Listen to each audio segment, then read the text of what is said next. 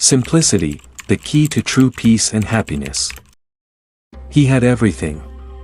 A high-paying job. A modern apartment. A sleek car, but at night, he lay awake. Staring at the ceiling, his body was tired, his soul restless. Have you ever felt that way? You work hard, chase dreams, hit milestones, yet deep down, something feels off, not broken. Just noisy.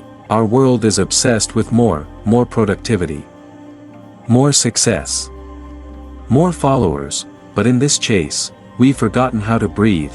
We're surrounded by noise, not just the sounds of traffic, pings, and scrolling reels, but the noise inside, the constant comparing, overthinking, craving. Modern life has given us comfort, speed, and access, but somehow, it's stolen our stillness.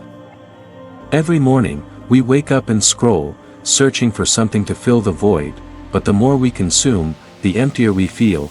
We call this progress, but deep inside, our hearts whisper, I just want peace. And here's the truth no one tells you, peace doesn't come from having more, it comes from needing less. It's not that life is too complicated, it's that we've added too much to it, the schedules, the expectations, the mental clutter. Like a house overfilled with furniture, there's no room to sit, and in that chaos, we've lost something sacred, something that the Buddha pointed to over 2,500 years ago. He didn't say peace is in a temple far away, he said it's already here. If only we have the courage to remove the excess. This isn't about renouncing the world, it's about reclaiming your inner world, because the path to peace isn't paved with more, it begins with less. So today, we invite you to journey with us, not to escape life, but to return to it, to peel away the noise, to rediscover the stillness that was never lost, only hidden. And as we begin, we must ask the question, what did the Buddha really mean by simplicity, and why is it the key to inner peace? So, what is simplicity? Is it about having fewer clothes, decluttering your home, cutting off from society and living in a cave? Not quite. To understand simplicity, we must go back to a prince who walked away from a palace. Siddhartha Gautama, the man who became the Buddha, was born into luxury, silk robes, golden halls, musicians playing day and night. His father gave him everything, except one thing, a chance to see the truth. One day, Siddhartha stepped beyond the palace walls, and he saw old age, sickness, death, suffering, and in that moment, he realized, all the luxury in the world cannot protect you from suffering.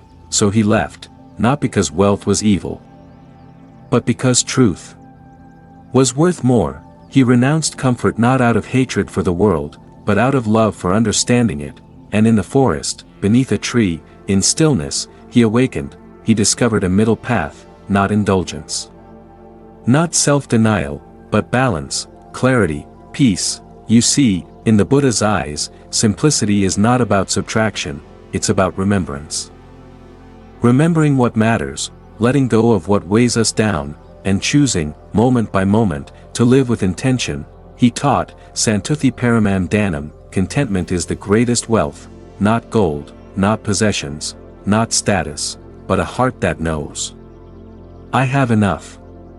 Imagine that for a moment, not constantly chasing, not endlessly needing, but breathing, smiling, being. Simplicity, in Buddhism, is not an external style, it's an internal freedom. It's choosing to live with clarity over chaos, presence over pressure, essence over excess. So often, we think freedom comes from having choices, but in reality, freedom often comes when we have fewer, when we stop running after everything, and finally sit still enough to see.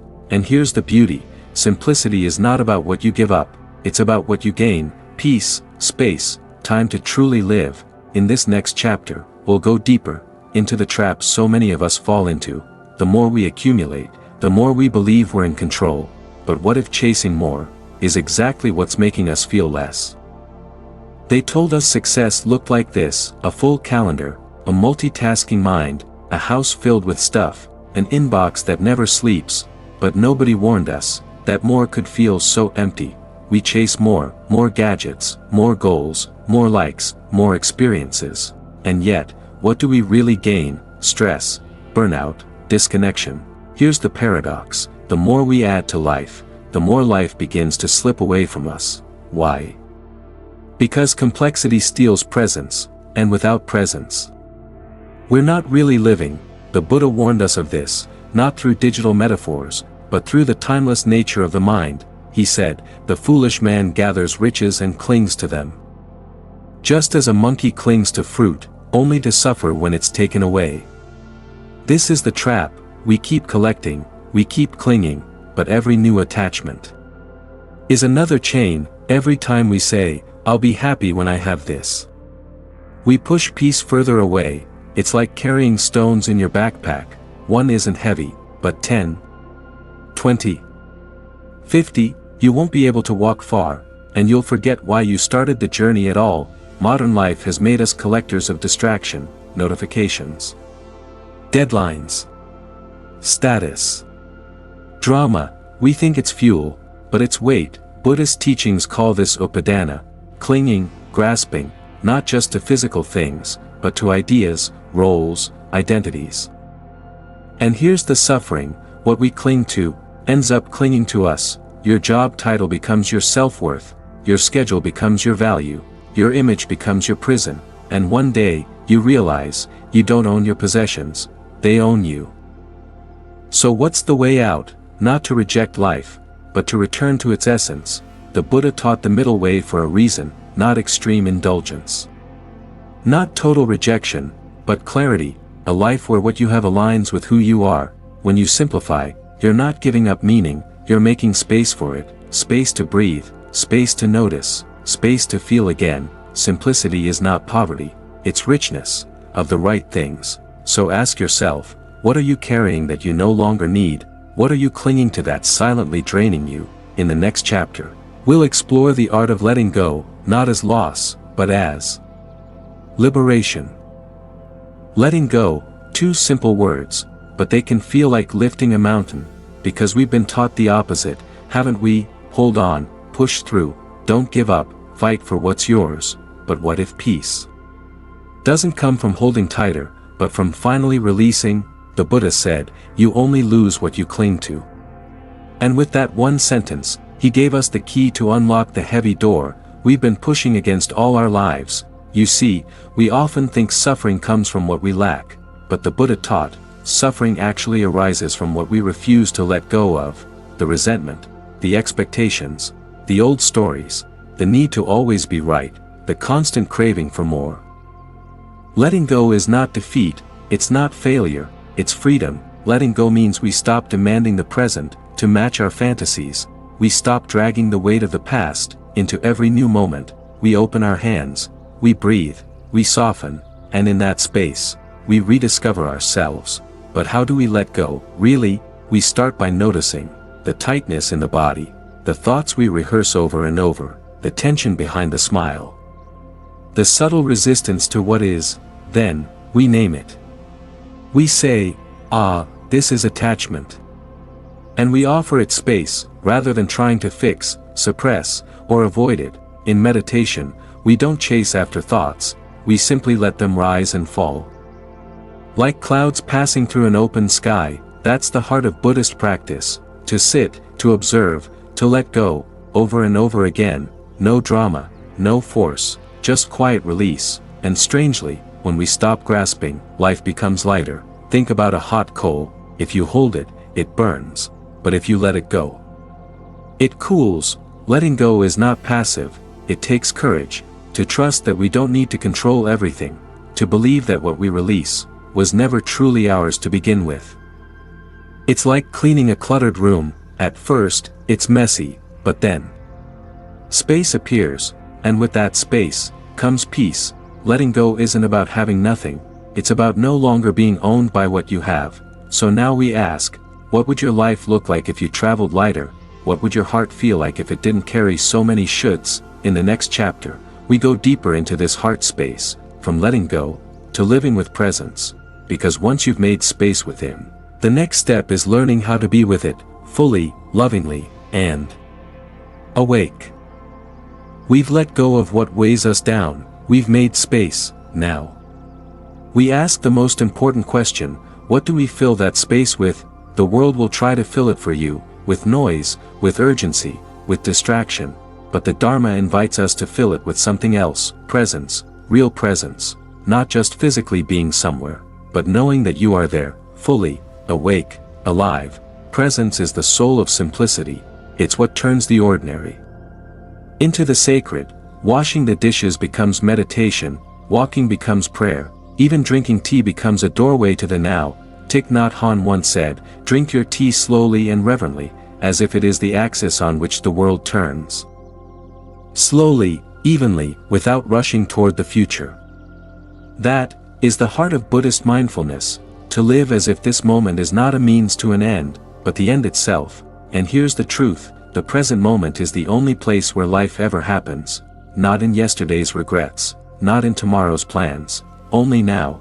Yet how often are we truly here? Even while resting, we're scrolling; even while eating, we're thinking about emails; even during conversations, we're already preparing our response. This is the poverty of modern life.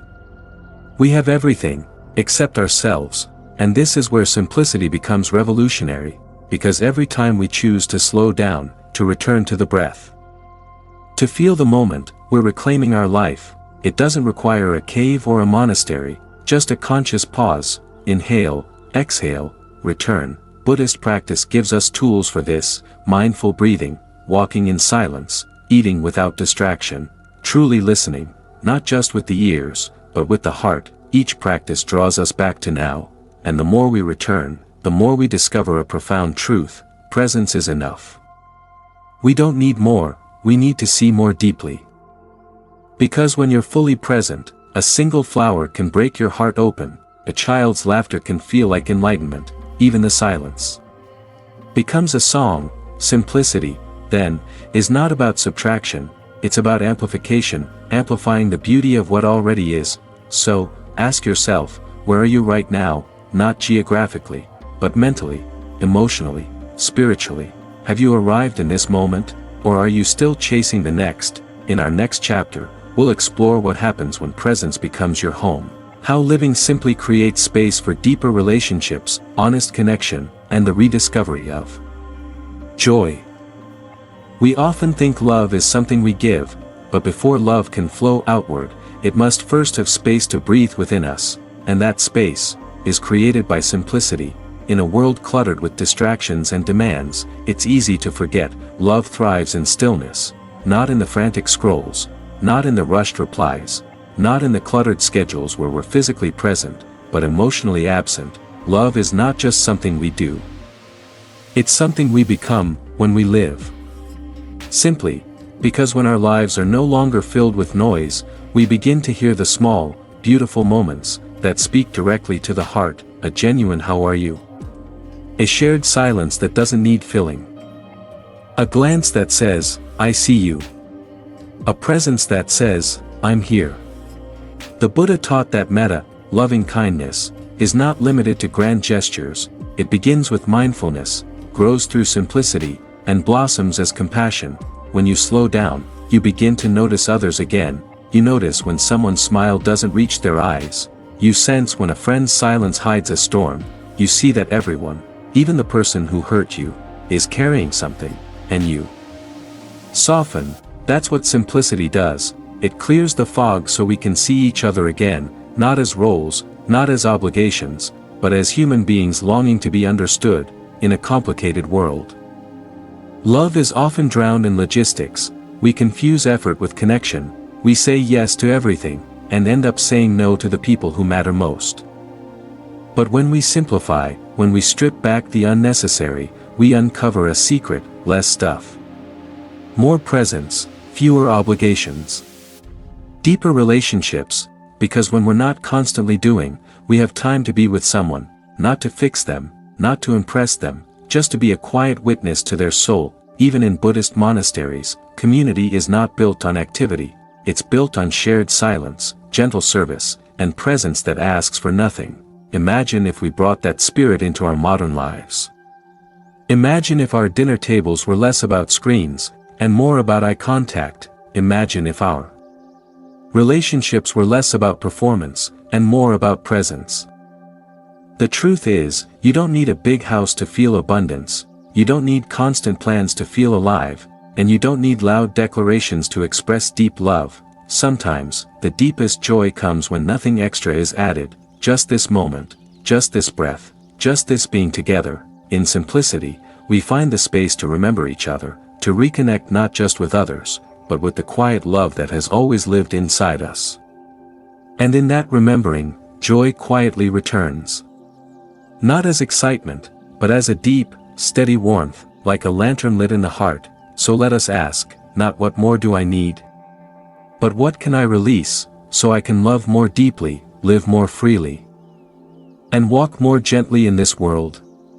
Because when we choose to live simply, we're not giving things up, we're gaining space for what matters most. In our final chapter, we'll bring it all together. We'll explore how simplicity isn't a destination, but a daily path that leads to inner peace, lasting contentment, and true freedom.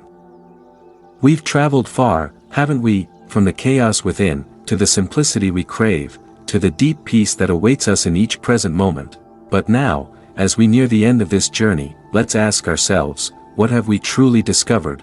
What is the essence of the simplicity we've been seeking? And most importantly, how do we take this stillness, this peace, and carry it into our everyday lives? Here's the truth. Simplicity is not just a philosophy to think about, it's a practice to live, and it's in the living of it where we find our deepest joy.